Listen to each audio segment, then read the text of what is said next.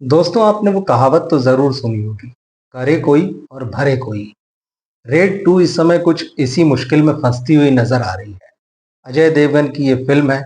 2018 में उनकी रेड आई थी और हिट रही थी वो। और उसके बाद से लंबे समय से कहा जा रहा था कि रेड टू कब आएगी कब आएगी। और फाइनली वो अब 1 मई को रिलीज होने के लिए तैयार है। लेकिन आपको ये जानकर आश्चर्य होगा कि बहुत सारे लोग अब इस फिल्म के बाइकआउट की बात कर रहे हैं। और इसमें बाइकआउट की जो बात हो रही है उसमें ना तो अजय देवगन की कोई गलती है और न ही फिल्म के मेकर्स की कोई गलती है। मामला हीरोइन से जुड़ा हुआ है। इस फिल्म में वाणी कपूर हीरोइन है। और वाणी कपूर सोशल मीडिया में आज जबरदस्त ट्रेंड हो रही है। बाइकॉट वाणी कपूर चल रहा है। और उसकी वजह है उनकी एक और दूसरी फिल्म जो कि 9 मई को रिलीज होगी। उसके बाइकॉट की बात हो रही है और उस फिल्म का नाम है अबीर गुलाल। उस फिल्म में पाकिस्तानी एक्टर फवाद खान वाणी कपूर के अपोजिट हैं। तो फिल्म जब से बन रही थी, जब से अनाउंस हुई थी तब से इसका विरोध तो चल रहा था। और लोग कह रहे थे कि भाई ये फिल्म नहीं बनना चाहिए, वाणी कपूर को पाकिस्तानी हीरो के साथ काम नहीं करना चाहिए। लेकिन अब फिल्म बनकर तैयार हो चुकी है और इसका भी प्रमोशन चल रहा है। लेकिन जो पहलगाम में हुआ, आतंकवादियों ने जिस तरह से 28 पर्यटकों की हत्या कर दी, धर्म पूछ कर जो गोलियां चलाई वहां पर, उसके बाद से पूरे देश में जो है जबरदस्त गुस्से की लहर दौड़ रही है। और इसी सब के बीच ये कहा जा रहा है कि अबीर गुलाल को तो बैन कर ही दिया जाना चाहिए, लेकिन वाणी कपूर की फिल्मों का बाइकआउट होना चाहिए। और अब अगर इस बात को सही मान लें कि वाकई अगर लोग ये ठान लेते हैं कि वाणी कपूर की फिल्मों का बाइकआउट करना है, तो अबीर गुलाल की रिलीज डेट से भी 1 हफ्ते पहले अजय देवगन और बाकी कलाकारों की, जिसमें रितेश देशमुख भी हैं, जिसमें सौरभ शुक्ला भी हैं, इनकी जो फिल्म है रेड टू, ये 1 मई को रिलीज होने वाली है। और अगर ये अभियान चलता है सोशल मीडिया में और लोग इसको बहुत सीरियसली ले लेते हैं, तो ये संभव है कि वाणी कपूर की वजह से रेड टू जो है वो बाइकॉट अभियान के लपेटे में आ जाए। अब एक रोचक बात यहाँ पर और है। जब आप ओरिजिनल फिल्म, हालांकि वैसे तो आपने देखी होगी 2018 वाली रेड, उसमें अजय देवगन की वाइफ का रोल इलियाना डिक्रूज ने निभाया था। और इस बार जब ट्रेलर रिलीज हुआ तो लोग ये देखकर हैरान रह गए कि अजय देवगन की वाइफ का कैरेक्टर तो है, एक बच्ची भी है उनकी, बताया गया है, लेकिन वाइफ के कैरेक्टर में इलियाना डिक्रूज की जगह वाणी कपूर नजर आ रही है। तो लोगों ने सवाल भी उठाए इस पर कि यार ये कैसे हो गया, आपने पत्नी कैसे बदल दी। तो डायरेक्टर राजकुमार गुप्ता से इस बारे में बात भी हुई तो उन्होंने कहा कि चेहरा बदला है, कहानी कंटिन्यू है। खैर ये एक अलग बहस का मुद्दा है कि भाई हीरोइन को क्यों बदल दिया जाता है। लेकिन अगर रेड टू में ये हीरोइन जो बदली गई है और ये फिल्म कंट्रोवर्सी में आ जाती वाणी कपूर की वजह से, तो रेड टू को बड़ा तगड़ा नुकसान हुआ इससे, क्योंकि ऐसी चीज का खामियाजा उसे भुगतना पड़ेगा जिसमें कि उसका कोई रोल ही नहीं है। और सोशल मीडिया में लोग इस बात को लेकर लगातार कह रहे हैं, बाकायदा रेड टू का भी नाम लिया जा रहा है। कहा जा रहा है कि क्योंकि वाणी कपूर इस फिल्म में है, इसीलिए रेड टू का भी बहिष्कार करना चाहिए। तो ऐसे में अजय देवगन की फिल्म चलेगी कि नहीं चलेगी, वाणी कपूर की वजह से उस पर संकट के बादल मंडराने लगे हैं। अब मेकर्स इससे कैसे निपटेंगे, क्योंकि अभी तक तो सब तरफ खामोशी छाई हुई सोशल मीडिया में चल रहा है। तो नॉर्मली मेकर्स ये सोचते हैं कि ऐसी चीजें चलेंगी, कुछ लोग आवाज उठाएंगे, कुछ लोग शोर करेंगे, हल्ला करेंगे और चीजें अपने आप दम तोड़ देंगी। लेकिन पहलगाम की जो घटना है वो इतनी छोटी घटना नहीं है, ये बहुत ही सीरियस घटना है।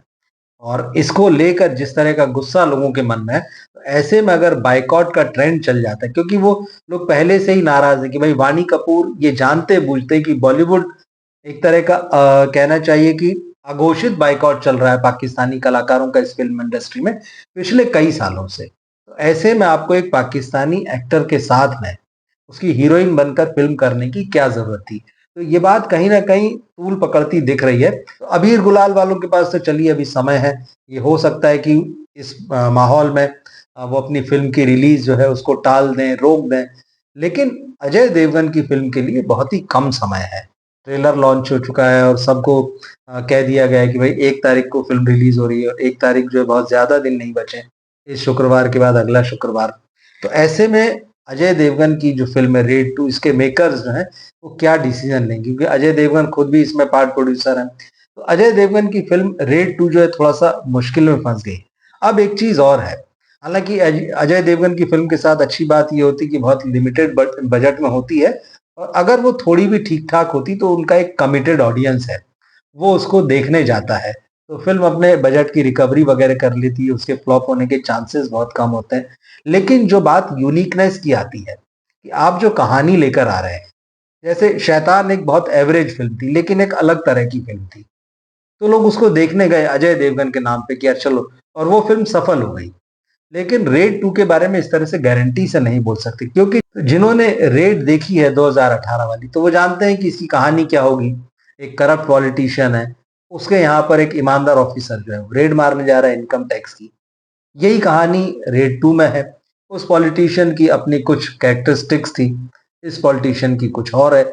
ये वाला पॉलिटिशियन जो है पिछले वाले से यंग है, ज्यादा खूंखार है, ज्यादा तेज तर्रार है, इसके पास दिमाग ज्यादा है, तो इसके घर की दीवारों में नहीं निकलेगा, सोफा में नहीं निकलेगा, फर्श में नहीं निकलेगा, कहीं और निकलेगा। तो रेड 2 की कहानी में वही होना है जो आपने रेड में देखा था। और इस तरह की रेड जो होती फाइनली कुछ भी, आखिर तो आपको पता है कि धन की वसूली होनी है, जो ईमानदार ऑफिसर है उसकी जीत होनी है।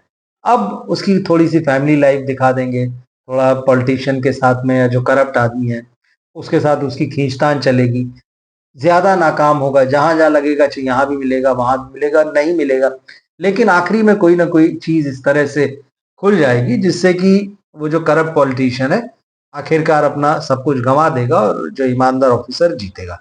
तो कहानी में यूनिकनेस नहीं, बात इसके ट्रीटमेंट की है। अगर इस फिल्म का ट्रीटमेंट अच्छा हुआ, उसी पर इस फिल्म का चलना जो है डिपेंड करेगा। लेकिन ऐसी स्थिति में वाणी कपूर की जो कंट्रोवर्सी है, जो बेवजह है, रेड 2 के लिए तो एकदम बेवजह है, इसका कोई लेना देना ही नहीं है, दूर दूर दूर से कोई पाकिस्तानी कलाकार नहीं, कोई पाकिस्तानी कनेक्शन नहीं, कुछ नहीं। लेकिन वाणी कपूर ने जो काम किया है कि एक पाकिस्तानी एक्टर के साथ में हीरो के रूप में, उसकी हीरोइन के रूप में जो है वो फिल्म कर रही है, और दोनों फिल्में एक दूसरे के पास है, 1 तारीख को और 9 तारीख को। और ऐसे में इतनी बड़ी घटना हो जाती, इतना बड़ा हादसा हो जाता है जिसने पूरे देश को हिला दिया, दहला दिया है। शोक भी है, गुस्सा भी है, बदले की भावना भी है। तो ऐसे में क्या लोग मनोरंजन के लिए जाएंगे? तो वाणी कपूर के कैरियर के लिए तो ये बहुत बड़ा खतरा है। हालांकि कभी भी उनका कैरियर उठ नहीं पाया। यशराज फिल्म्स ने उनको आई थिंक 2012 में लॉन्च किया था, शुद्ध देसी रोमांस से। वो लगातार स्ट्रगल करती हैं, लगातार स्ट्रगल करती रही हैं, अभी तक नहीं जमा।